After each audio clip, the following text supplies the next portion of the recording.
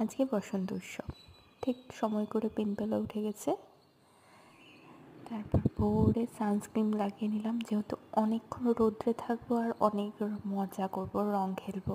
তারপর মেকআপ করে নিলাম, চোখে একটু হালকা করে আইশ্যাডো দিয়ে লিপস্টিক পরে নিলাম, একটু কাজল লাগিয়েছিলাম হালকা করে।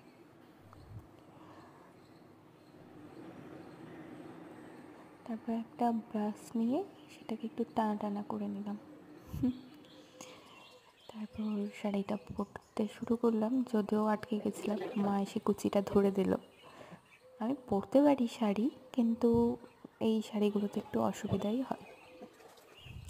শাড়ি পরে রেডি হয়ে সব জুয়েলারি পরলাম ধীরে ধীরে।